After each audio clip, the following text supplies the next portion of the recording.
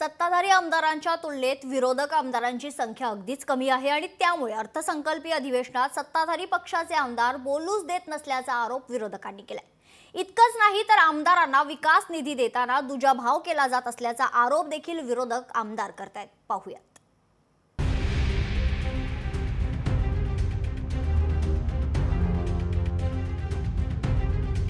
सत्ताधाऱ्यांकडून विरोधकांना टार्गेट केलं जातंय। सत्ताधारी बोलू देत नाहीत, विरोधकांचा आरोप। सत्ताधाऱ्यांकडून कोणते विरोधी नेते लक्ष?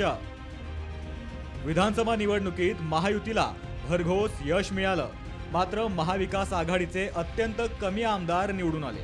अगदी विरोधी पक्ष नेते पद मिळावं इतकंही संख्याबळ मवियाच्या कोणत्याही पक्षाकडे नाहीये। त्यातच ठाकरे गट विरोधी पक्ष नेते पदावर दावा करत असला तरी अजून विरोधी पक्ष नेता ठरलेला नाहीये।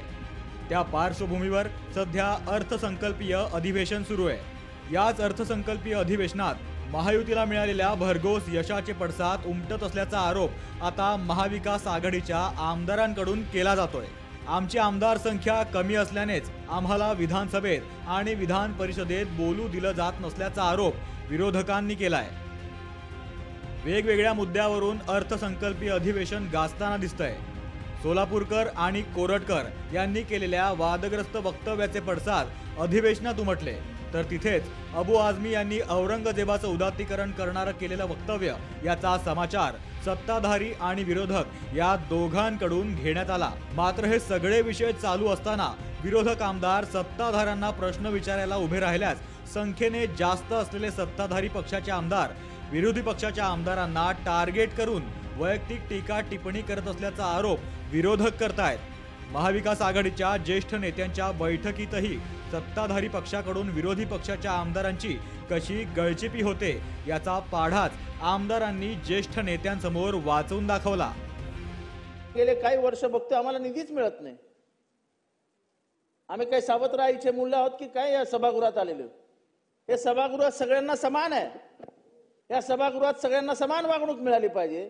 कायद्याने डॉक्टर बाबासाहेब आंबेडकर म्हणतात की सगळ्यांना समान वागणूक द्या, आणि सभागृहामध्ये आता फक्त पाया जाऊन पडायचं बाकी आहे लोटांगण घालून की निधी द्या, निधी द्या, निधी द्या।